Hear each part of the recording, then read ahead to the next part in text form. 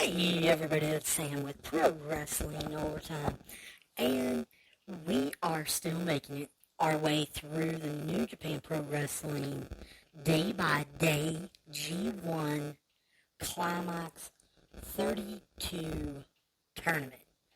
And so today, what you're going to have is Day 5's match breakdowns, and then we're going to be talking about Day 6. Now, all of this was happening on June 26th. And I just kind of want to get right into it. Day 5, for me, was at times pretty boring, pretty slow. I found myself wanting certain matches to be over way before they were. Was Day 5 a throwout day? No, it wasn't anything like Day 3 for me was. Because there were good matches with wrestlers I knew, wrestlers I liked, wrestlers I wanted to see. And so let's kind of talk a little bit about the blocks. Block A, our match on Day 5, was Jeff Cobb beating Bad Luck Fale. And we've talked a little bit about Bad Luck Fale before, with him being a member of the Bullet Club, being one of the founding members of the Bullet Club, and having to choose between the leadership of Jay White and Tama Tonga. And then we saw him earlier against AEW's Lance Archer, the Murder Hawk Monster, using not his power, using, not his strength that he's known for or anything like that, but kind of smarts, getting Lance Archer to go out and using a chair on him, getting a win by rolling in the ring and getting a count-out victory. We've also talked about Jeff Cobb on night 1 taking on Okada, the man that he lost to last year. Jeff Cobb was on a serious, unbelievable run last year, 8-0, going into his last match, getting ready to go to the finals, and Okada beats him. And because they're both at 8-1, and Okada has the victory over him, he wins the tiebreaker and goes to the finale and wins the G1. So, like I told you in our preview of this match, really wasn't sure what we were going to see, that I thought Jeff Cobb was going to win. So I was a little shocked with this match. We had Bad Luck Fale come out and be rocking and raring to go. He started off strong. He appeared to be showing Jeff Cobb that he was the bigger, stronger man, which shocked me because I thought Jeff Cobb was. However, when they were standing side by side, when they locked up in the collar and elbow, no, Bad Luck Fale is definitely bigger in all ways to Jeff Cobb, but he is also stronger, it appeared to be, than Jeff Cobb. So even the announcers said that Jeff Cobb was having to wrestle almost as the smaller man this whole match. However, Jeff Cobb's not used to doing that. And honestly, he just didn't look great doing this. I think he shows up and looks better when he's on the offensive. And in this match, the way it was put together, Bad Luck Fale looked like the wrestler of old that a lot of us are used to seeing. And he put the beating on Jeff Cobb. He actually wore him down. We saw him be so dominant that he even got Jeff Cobb on his stomach, where Bad Luck Fale executed the surfboard kind of maneuver where he stood on Jeff Cobb's back. And so this went on for a good 2/3 probably of the match, was Fale just taking advantage of Jeff Cobb and him not knowing how to be the smaller guy. I think if Cobb would have shown us some of the quickness he normally shows, it might have made a difference. I started switching my opinion and thought maybe they're giving Fale a serious run in this tournament. However, like I said, towards the end of the match, we saw Jeff Cobb catch Fale off guard. And he took him on a tour of the islands with Jeff Cobb's finisher for the victory. And this match actually wasn't bad, but I'm not writing home about it if I'm actually watching it. The crowd, I did not think was into this match. I really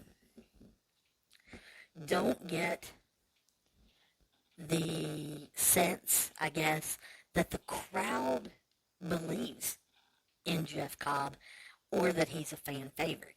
Now, is that because he's with the United Empire? Maybe, but I can't help but also think it's just his personality. I've talked before about Jeff Cobb being, to me, more of a WWE wrestler. However, if he doesn't get a personality, it could be bad as far as that goes. Now, in the B block, we saw Sonata beat Taichi. And this match surprised me for the reason that I didn't know it was going to be the Battle of the Pecs. Yes, you guys heard me right. Both, it seems, love making their pectoral muscles in their chest dance with the claps of the audience. This seemed like hours to me. I know it was really only 2 to 3 minutes of each showing off their dancing pecs to a Japanese crowd that seemed to get into this, but to me, I wanted to bang my head against the nearest wall. You guys know. They continued to do this through the first part of their match when they would hit a big move. If one of them would come off the top with a maneuver to the other, they would get up and have their pecs dancing. It took a long time, I think, for them to actually get in to the wrestling match. And after that, it became a back and forth where each of them had their own little offensive parts that they could play. I felt like this match was slow and boring, honestly, even when they were coming off the top rope. I didn't get into their storytelling, and maybe it's because I don't know their pasts. When I talked to some friends of mine that were really into New Japan Wrestling, they wanted to tell me backstories on it, and I was like, I don't even know if you would have told me backstories that I would have cared. Now, I already knew the story of Sonata where he took on Will Ospreay. Will Ospreay broke his orbital bone. So I understood the finish of this. However, by that point, by the time we got to the finish, I really didn't care. I just wanted it over. So you had Taichi eye rake Sonata, and then as Sonata backed up, you had Taichi kick him in the eye. This staggered Sonata, and we had the commentators, talk about how his orbital bone had been broken by Will Ospreay. However, Sonata, after a pin attempt by Taichi, hit his bridge kind of finisher that he had been trying all match to achieve, and won. And I immediately thought, well, was it a mistake that Taichi hit him in the eye, that kicked him in the eye, or are we doing an overcome thing? So I was just really, scratching my head, trying to figure this out. And immediately after the match, you could see when he was kind of recovering on the mat, his eyes started swelling. They came out and gave him an ice pack because in New Japan Wrestling, you wrestle and then you're kind of shuffled off and have to have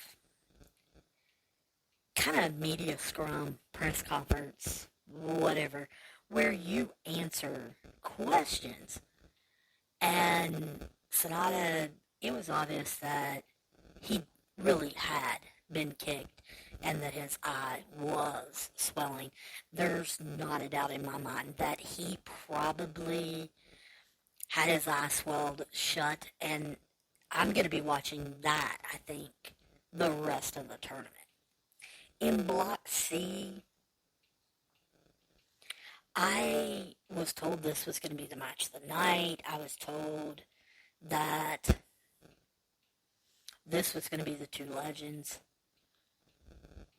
coming together for probably the last time in a G1.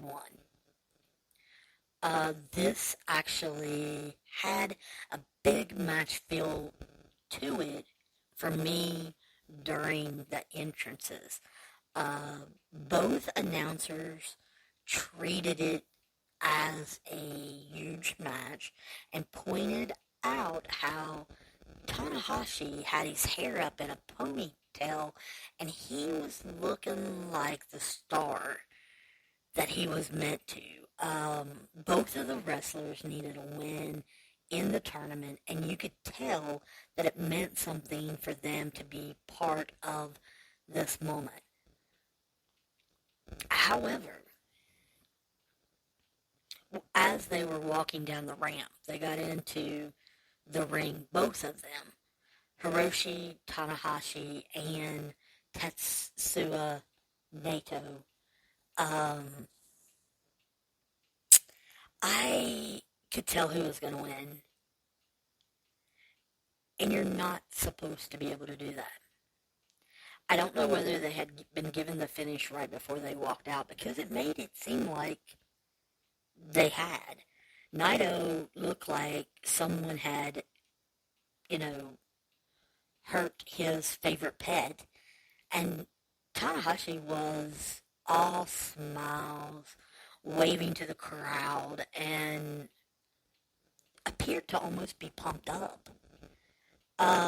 You could tell that it meant something to them, but Naido, to me, didn't seem like he was into this. He controlled the first part of the match, and then Tanahashi wasn't afraid to kind of go heel on him and hit him in the knee. He fooled everyone when they thought he was going to hit his famous maneuver from the top rope. Instead, he just dropped off the second rope on Naido's knee, and it really changed the balance of the match. Naito stopped Tanahashi's momentum with some different submission holds, which I guess I really didn't know that he had that many in his bag. We heard the 15-minute mark being sounded, and it seemed like there was a flurry. Let's get our best known moves in with Naito's knee and Tanahashi's neck being the concentration points. Naito had been really working on Tanahashi's neck. They both traded over and over and over these smashing forearms, and the crowd started clapping along to it, and we're getting into this, and I thought, oh good Lord, can we stop with the smashing forearms? Let's actually wrestle. And it became a clash of wills. Who can go on the longest and make the crowd clap even more? And they started smiling at each other. However, the whole entire time, I am trying to restrain myself from throwing pillows at the TV because it's driving me up the wall. Now, after they broke that up, Tanahashi hit 3. Yeah, you heard me. 3 sling blades in a row, which I kind of thought was awesome. His sling blades look really good. Then he hit his aces high, which is kind of a crossbody maneuver, at the 20-minute mark, and then he missed his splash. Naido countered it, but didn't get the win, and Tanahashi countered him and beat him. And I thought, I don't know that this was the match that I was told it was going to be. Now, to hear everybody the next day talk about it, they were amazed. They loved it. They thought it was something to write home about. And I thought, I actually was more into and more excited by the El Phantasmo beating Yujiro Takahashi. And I don't know why that is. El Phantasmo's match was the first one on the card for Block D, while Naido and Tanahashi was the main event. Was I tired? I don't know. But I felt like the El Phantasmo match was better. This match kind of started during their entrances, because Yujiro always brings a beautiful woman by his side with him to the ring. Her name is Peter, which I know will probably sound weird to you guys, sound a little weird to me, but when El Phantasmo arrived to the ring, of course, he checked out Peter. Now, the thing for the last month, I think all of you know that El Phantasmo's nickname is ELP, which is L-E-L, Phantasmo, giving you the P.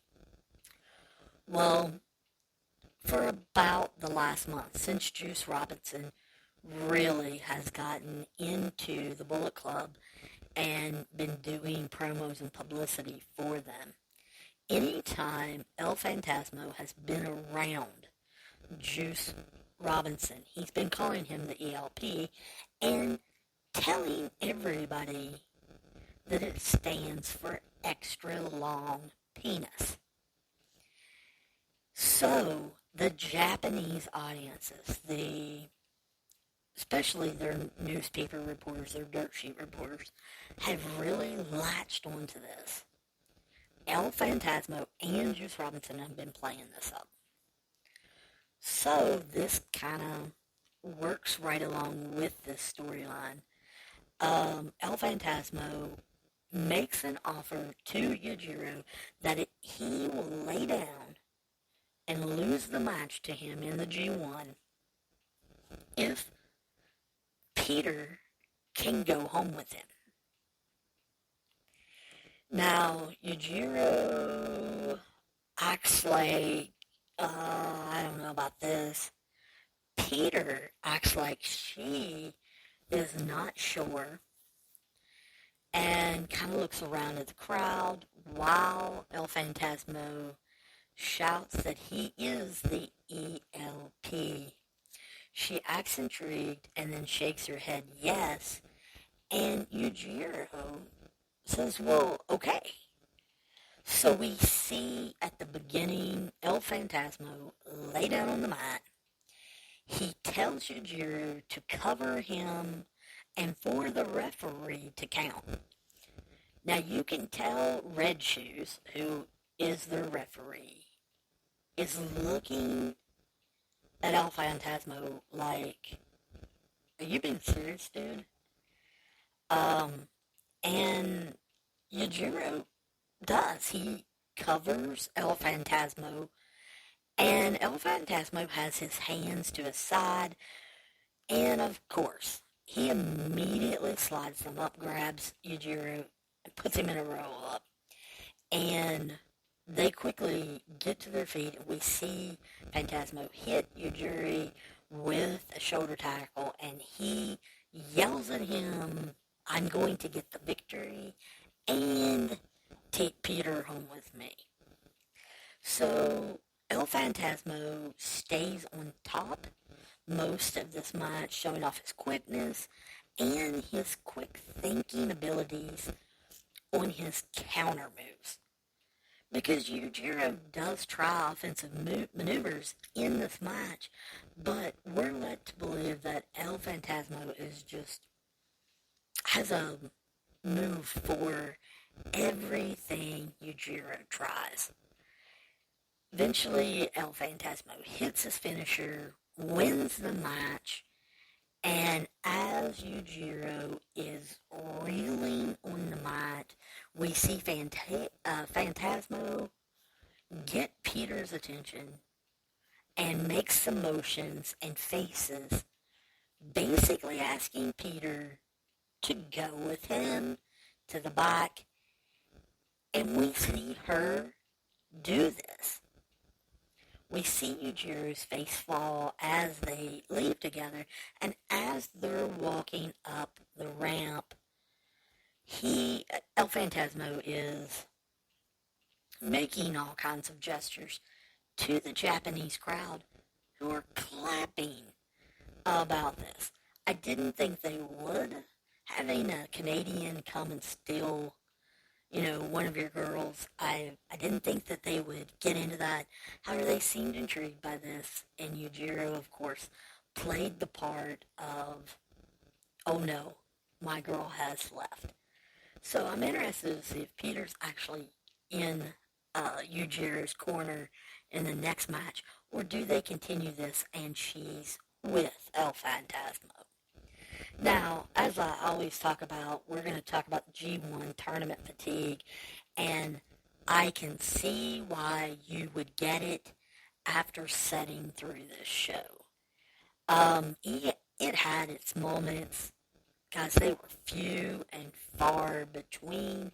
Those two middle matches compared to the previous 4 days of matches that I've seen, coming before this, they were dreadful. They were boring.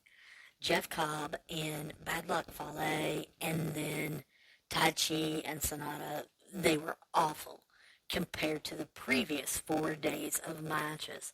However, Naido and Tanahashi and El Phantasmo and Yujiro, I give the benefit of the doubt. I think they may have been exciting enough to keep up with the previous 4 days. However, I don't know that they were like match of the tournament or anything like that. Now, for day 6 is Tuesday, July, I believe it's 26th. It's in Tokyo in Korakuen Hall. And I'm not as excited for the matches as I am to see Korakuen Hall in Tokyo. If you've read Dave Metzler as you were growing up, you've listened to any amount of Dave Metzler's podcast episodes, or you've heard him talk even on other people's podcasts, you know how much he reveres Korakuen Hall, and to him, he compares it to Madison Square Gardens back in the 80s, early 90s, and you can't help, fall in love with that aspect of his storytelling. And I'm just interested in actually seeing what it's all about. I want to see if the crowd can bring some energy, even though they can't cheer. They're not allowed to cheer until September 1st or 2nd in Japan. Right now they can only clap. And so I'm interested to see if Korakuen Hall brings it, I guess. Now, some of the matches on day 6, in the B block, first up, you're going to see the Great Okan versus Chase Owens. Now, both of these wrestlers, I think, they're secondary players. If you watched AEW, you saw the Great Okan show up, United Empire, with Will Ospreay. And then Chase Owens has always, as far as I know, been a secondary player in the Bullet Club. Now, the Great Okan thought he was going to break through and become a player. He's a 2-time IWGP Tag Team Champion with Jeff Cobb. And maybe that's why he hasn't broken through. Like we talked earlier, Jeff Cobb is not a big personality. And Great Okan, he's only been wrestling 5-6 years, I think. And he needs to have a sense of urgency. When he came over to America, we saw him exploring different American things. He rode the bull. He did a lot of different things. He got drunk a lot. He was interesting to follow, and I was interested in what he could do in this tournament. Did not realize he was taking on Chase Owens first. I've always heard about Chase Owens on the independent circuit, and then it was like he disappeared. He's 32 years old, but to me, he feels old and kind of small.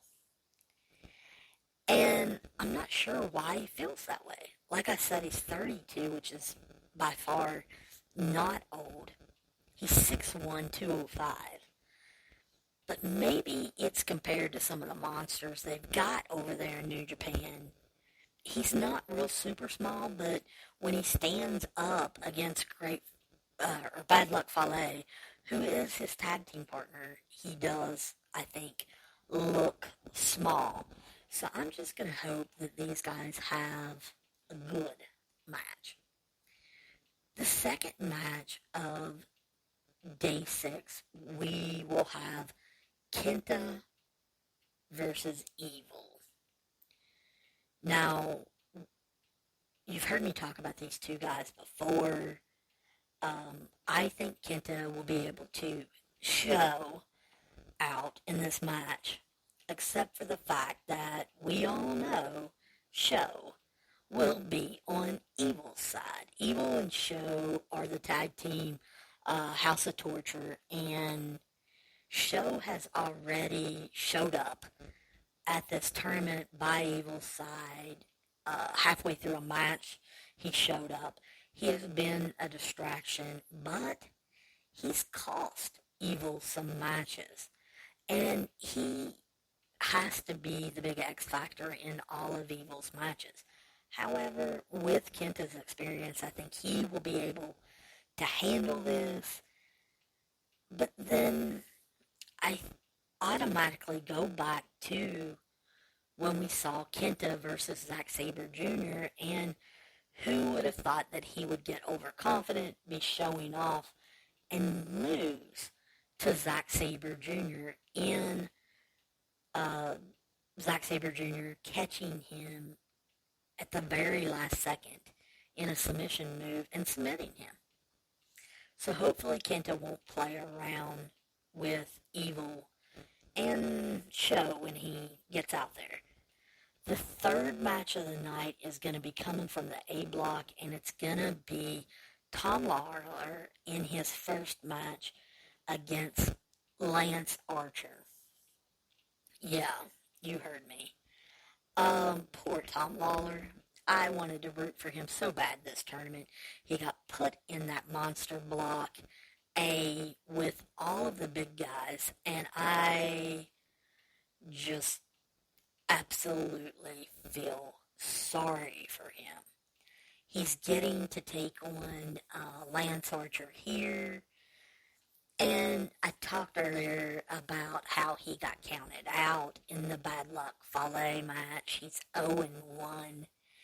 And I can't help but remember it and think, who loses like that? It's a 20 count. It's not even American wrestling where we have the 10 count. It is, New Japan rules are 20 count. So he had 20 seconds to get back in the ring. Lance Archer couldn't do that. And so I think this monster is going to be looking to try to make Tom Lawler pay for Fale doing that to him. And I think we see the Murder Hawk monster come out and destroy everyone. And then, of course, for the main event, it is actually one of the matches that I circled as soon as the schedule came out. It's David Finlay versus Juice Robinson. It's gonna be the match of the night. I mean, how could it not be? I know others are looking forward to Juice Robinson and Will Ospreay.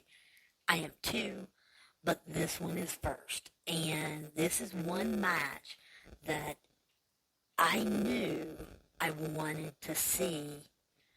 Juice Robinson and David Finlay were known as Finjuice for, I think, the last 2 or 3 years in New Japan Wrestling. They just came over here earlier in the year to America, did an American tour. They were in Impact Wrestling. They were in New Japan Strong. And it was just a couple months ago that we got to see Juice Robinson turn on David Finlay. And he joined the Bullet Club. He hurt David Finlay in the process. This tournament is really David Finlay's first comeback, I guess, from that injury. David Finlay has said that he circled this match to get back at Juice Robinson as soon as the schedule was put out. I think Juice Robinson plans on using this match to humiliate David Finlay and show all of New Japan Pro Wrestling he really was the anchor to that that tag team. He has told everybody he was the star of that tag team. I think he's going to show off and show out. I cannot wait. I want to see what these two pull out of their bag of tricks. So this one match may make up for the whole entire night. But we're going to have to wait and see. So this is my preview of night 6. And going to go and watch that. I'll give you guys the lowdown on it right after I watch it. Guys, I'll be talking to you soon. And hopefully I see you down the road.